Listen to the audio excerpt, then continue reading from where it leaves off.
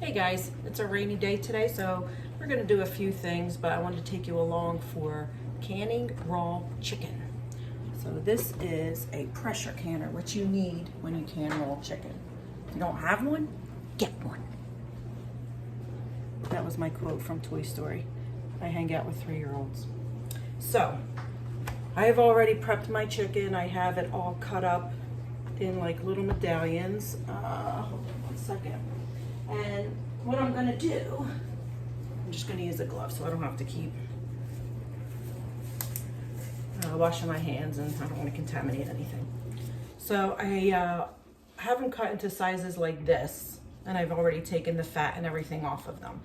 So with the pressure canner, all you have to do is put it in your jars with some water. You can add salt, you can add seasonings, to flavor your chicken. I'm not doing that. I'm only going to do it for the convenience of having chicken, and it'll wind up being cooked by the time we're all done since it's in the canner for so long.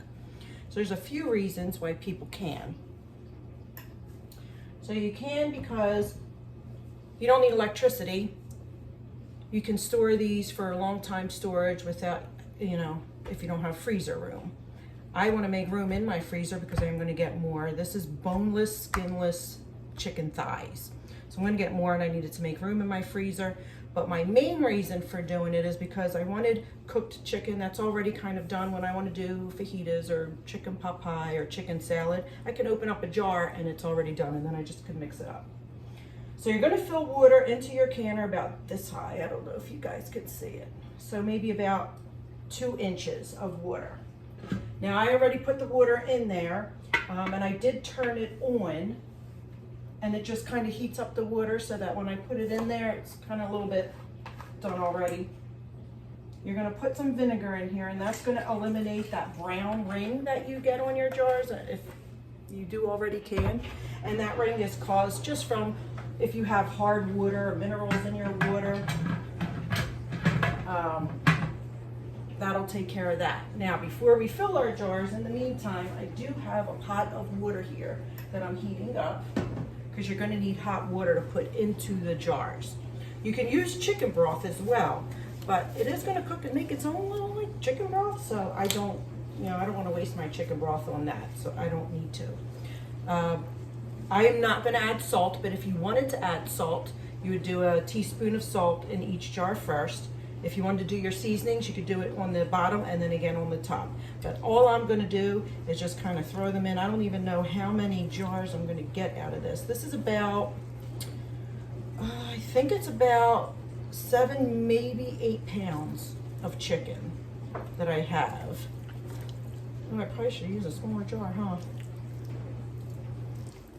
So it doesn't look like I'm going to get a whole lot of jars. You can pack them in there, but I'm not going to. Because I feel like it's a lot of chicken that's going inside these jars. But like I said, I did cut them in half, so like the pieces look like this. So this one right here, this only has, it has 4 pieces in it. So that's kind of like, I feel like that's a lot. Well, it looks like I'm not even going to need these. It looks like I'm going to get maybe 4 jars worth. And then that does give us a lot of chicken, which is okay. So if I am making something, and if it is a little bit too much chicken, I'll just make extra. I'll just make extra, and then I could always freeze dry it. On my agenda today, though, is to make 5 pounds of burgers. I think I'm going to do turkey burgers. And I'm going to freeze dry them. And then I have, I'm going to make chicken meatballs. All right, so now, and cracked it because I made bread and I'm in the mood for it. When you fill your jars, you'll see they're jam-packed, but I left, oh wait, hold on, let me take my glove off once I'm done with this. Okay. You leave headroom, which is like right around there. You don't want to fill it all the way to the top here. So once your jars are filled, add your hot water to the jar, and again, you're going to leave the headroom. So you're only going to fill it like up to there with the water. Now you'll see it's kind of, it settles. And we are going to kind of get all the air bubbles out and mix it around, so you might have to add more water in them. And then if it's too much, you could always take it out. Use non-metallic when you're going to stir. You could use some kind of a silicone thing or wooden. I use these little skewer things. They seem to work for me, and they're thin enough, and you could kind of get them in the back. But if you do this, you could kind of, you see the bubbles? I don't know if you could see a little. Trying. But you can see like the bubbles rising to the top. So that's what you want.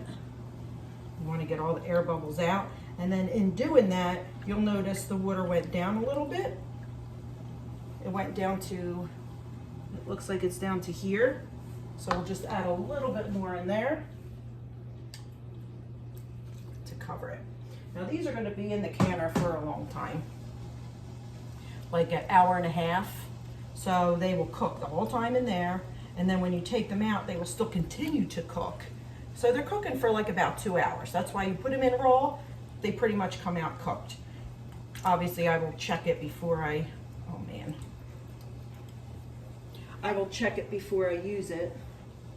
Let me just get my glove in. I'll check it before I use it to make sure, because obviously you don't want to eat raw chicken, so always check it before you go in and use it. But usually, you're heating it up anyway. You're going to put it on the stove top to heat up your chicken if you're using it in dishes. After it is all canned too, I will open a jar just to show you guys what it looks like. And then we can check together to see if it actually is cooked or not. All right, once you have all of your water in there, and you can see, like I said, they're all, it's a little hot, but it's all up to there. We took all the air bubbles out already, so you're going to wipe your rims. Make sure that they're all clean. Even if it doesn't look like there's anything on them, you're going to wipe them anyway. And you don't want to use any jars that has any chips or anything in the top here. I mean, even the jar itself. If anything has a chip, you don't want to use it. You want to make sure that, your jars are pretty perfect.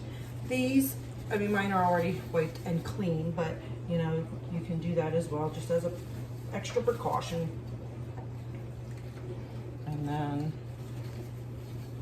And of course, you're going to use sanitized jars. Mine are already sanitized. And then put your rings on. Hand tight. Now, my canner has a dial on it. As you can see, it says 5, 10, 15, 20. Most things are at a 10-pound pressure, most. I have a ball book, an old ball book, and I use that as a guide.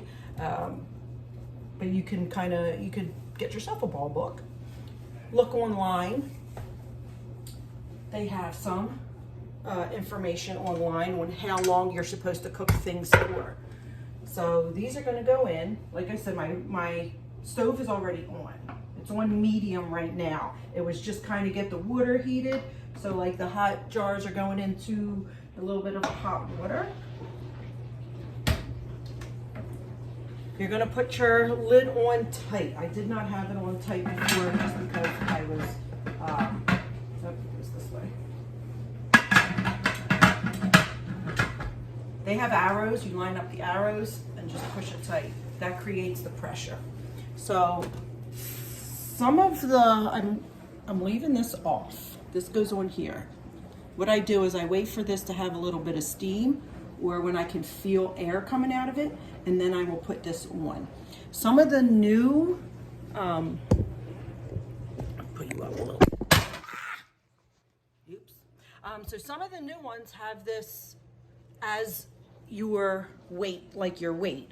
And so it doesn't have the numbers on here, or the numbers on here. It has this. And what you have to do is, you'll read the instructions, but it'll have 3 little weights on them. And you take the weight out according to the pounds that you need, which is normally 10. So, and I think there's like 2 weights for the 10 pounds. And then you would put it on here. And then when it starts wiggling like this, that's when you would start your time. Now for mine, I'm not going to start my time until this goes to 10. So for now, we're going to turn this up. The stove is going to go up on high. We are going to put this on once our air comes out of here. And then this little button here is going to pop up. Once this pops up, that's when this dial will start to rise. And when this dial gets to 10, I'm going to lower my temperature just a little bit, maybe just, you know, maybe a quarter turn, just to maintain the 10. And I'm going to maintain the 10 for an hour and a half. That's how long you're going to have to do this for. It's going to be an hour and a half. And then after that, I'll bring you along. We're going to shut our heat off.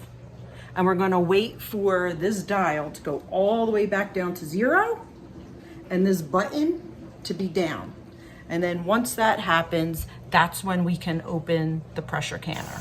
Okay, I wanted to show you guys real quick. Button is up, our dial is at 10. Here is my stove. So it's at high now. I'm just going to kind of put it on like number 7. So that's how much you're just going to turn it. And that should maintain the 10. If it doesn't, I'll adjust from there, but that's what you want to do. And you don't want it to go too high. All right, now our time starts. We'll put our timer on for an hour and a half and meet back here. Time's up. My hair is up now because I had to make my meatballs and my burgers. But I got a lot done. I got them all done, cooked, ready for the freeze dryer. But in the meantime, this was an hour and a half. And then it took like 15 minutes for the button to go down and the dial to go down.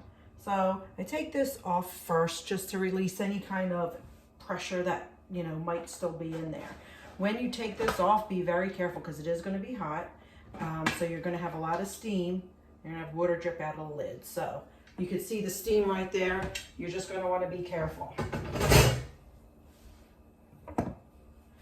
Now, I don't know if you have any of these, but they're pretty handy. They're cheap. You can get them at Walmart or whatever. Now you can see our chicken. And you can see that one. It's still boiling in there. So it's going to be cooking for like a while. And then when it is all cooked, we can open one and I'll show you what the chicken looks like inside, and then I'll just use that chicken for dinner. One of these days I'll stick it in the refrigerator. So these will start sealing pretty quickly, and you'll hear it like pinging and popping. So the little button that's in the middle here will go down. It'll pressurize and it'll suck in and it'll seal. So you could take this ring off. Let me see if you can see it. You'll be able to take this ring off and everything will still be sealed.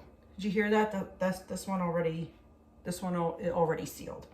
So once they're all sealed, we're gonna let them cool off, all seal. I'll open one and then we'll see what it looks like, and we'll make sure that it is actually cooked chicken. If for some chance any of them do not seal, then you're gonna wanna put them in the refrigerator, or put it back in the freezer, use it, because you're not going to want to put it on the shelf if the lid is not airtight. All right, but we'll let this cool off a little bit and then we'll come back and check it out. It's still a little hot, but I just wanted to open it up and show you guys what the chicken looks like here. Ow. Okay. We're going to cut it open and see. You can see it's actually even shredding apart as I take it out of like the jar. So, it is cooked, as you can see, and it's almost like a shredded chicken. So you can make chicken soup, add some carrots, add some celery, onion, I actually have cream of chicken. I made cream of chicken and froze it in little half cup like cubes. So I might do that and throw it all together, but you could see, let me get you a little closer here. You could see that it looks cooked. I mean, I would probably, it is shredding apart. So yeah, I think we're good. There you go. So chicken was cooked. If you're ever unsure, you could always just, you know, heat it up a little bit or cook it. Just so you guys know, I don't claim to be any expert. I've been canning and making the bread and doing a bunch of stuff for a while now. So I do it often, but this is the way I do it. It might not be the right way. Other people might do it differently, but this is just what I do. This is what works for me when I do my canning and my breads and soaps and things like that. So, you know, use what works for you. Hopefully it's this. But you can always let me know if you have any questions. Give me a comment, let me know. But I guess I'll see you guys on the next adventure, which will either be my new garden or West Virginia. We have that coming up next week. So stay tuned.